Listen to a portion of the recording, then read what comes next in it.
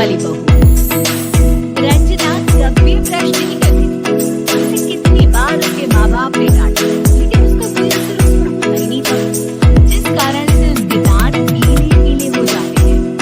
शादी के बाद अरे बहू, ऐसे तो तुझ में कोई तेरे दांत इतने पीले कैसे हैं बेटा? कैसे मतलब? कोई सर्जरी थोड़ी ना कराई है। वो तो क्या नाम, मैं ब्रश नहीं करती थी तो पीले हो गए। अब क्या करूं? आप कहें तो लाल करवा लूं या फिर काले? यार ये क्या है, क्यों माँ से लड़ रही हो? लड़ रही हूँ? अरे मैं लड़ रही हूँ या ये बोल रही है कि दांत पीले हैं, पीले। अरे तपस्या थोड़ी ना की है इन्हें पीले करने के लिए। बकायदा ब्रश नहीं किया है 20 साल तक, तब जाकर। छी, कैसी बात कर रही हो? ये उस वक्त तो पीले नहीं थे जब हम लोग तुम्हें देखने आए थे। अरे तब साफ करवा लिया होगा डेंटिस्ट के पास जाकर। अब देखो कैसे पीले पीले लग रहे हैं। रंजना सास की तरफ गुस्से से देखती है। फिर शुरू हो गई पीले पीले पीले। अरे पीले तो तब भी थे जब मेरे हाथ का रसगुल्ला उड़ा उड़ा कर खा रही थी और बोल रही थी, लड़की नहीं गुणों का खजाना दे रहे भाई साहब आप। खैर अब वो लोग करते भी तो क्या करते, पीले दांत वाली बहू पल्ले पड़ी थी तो झेलना तो था ही। एक दिन कीर्तन में रंजना गाना गा रही थी। अरे कमला बहन, माँ का द्वार है, यहाँ तो सब शुद्ध होकर आते हैं, फिर अपनी बहू को ब्रश भी नहीं करवाती तुम। दूर से पीले पीले दांत भक्ति में बाधा उत्पन्न कर रहे हैं। अरे कोई 2 साल के बच्चे थोड़ी ना लेकर आई हूँ मैं बहू बनाकर। अच्छी खासी लड़की है, अरे कैसे करवाऊं ब्रश? ये तो उसे खुद करना चाहिए ना। अब माँ बाप तो इसके जैसे तैसे निपटा दिए, ये नहीं सोचा कि सास कैसे संभालेगी। सास बहू को लेकर घर आ जाती है, लेकिन सोच लेती है कि अब इसे लेकर कहीं नहीं जाएगी। अगले रोज बहू कहती है, अरे क्या हो गया, मंदिर नहीं जाना क्या? कीर्तन का वक्त हो रहा है।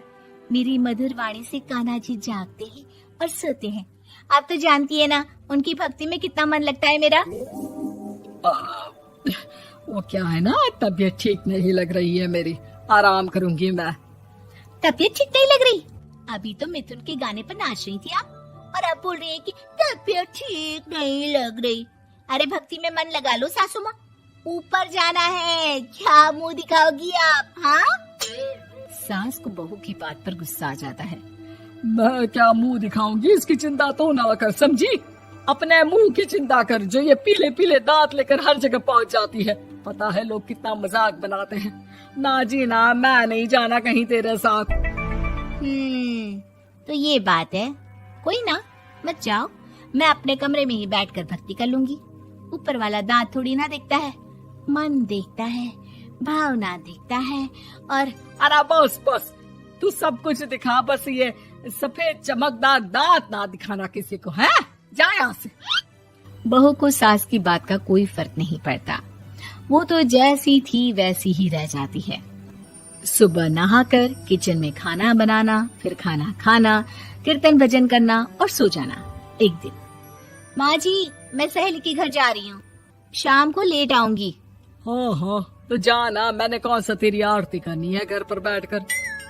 रंजना सहेली के घर जाती है, जहाँ वो पार्टी में जाने की तैयारी कर रही होती है। अरे शिखा, कहाँ जाने की तैयारी कर रही है? मैं गलत वक्त पर आ गई क्या? अरे नहीं यार, उल्टा सही वक्त पर आई है। मैंने ये साड़ी और ज्वेलरी निकाली है यार, शाम को इनके ऑफिस की एक पार्टी में जाना है। बताना कैसा लग रहा है ये सब? नहीं यार, इस ड्रेस के साथ तो वो वाली ज्वेलरी अच्छी लगेगी। हाँ हाँ सही बोल रही है, मैंने ध्यान ही नहीं दिया। वैसे तो हमेशा से मस्त फैशन सेंस रखती है। तो बड़ा जाती होगी ना पति के साथ पार्टी में। रंजना कुछ नहीं बोलती, बस सोचती है कि यार काश ये बात सही हो जाती, पर मैं क्यों नहीं जाती पार्टी में? क्या इन लोगों की कोई पार्टी होती नहीं होगी? रंजना घर आती है और रात में पति से सवाल करती है, एक बात बताइए, आप मुझे किसी पार्टी में क्यों नहीं ले जाते? क्या आपके यहाँ ऑफिस में पार्टी नहीं होती?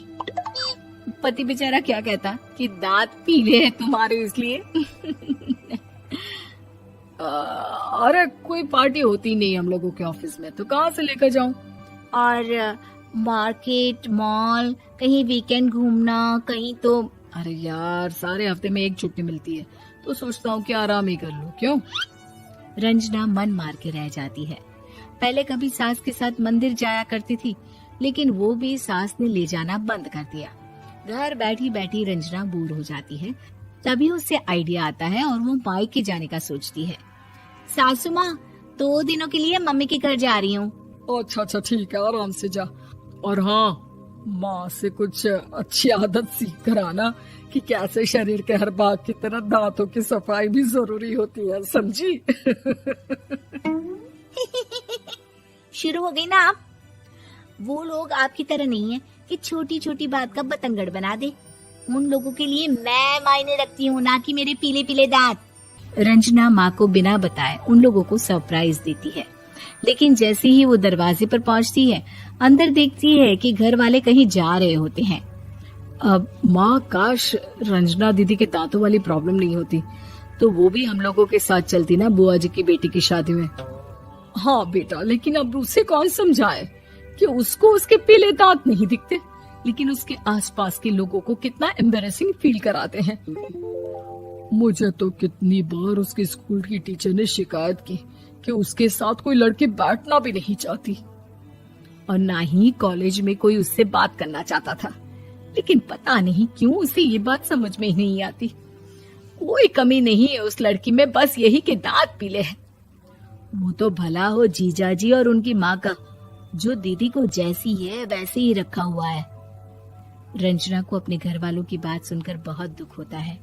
वो सोचती है कि वो क्या करे, लेकिन फिर वो सीधा डेंटिस्ट के पास जाती है, अपने दांत चमकाती है और कसम खाती है कि वो रोज ब्रश करेगी। अरे क्या हो गया?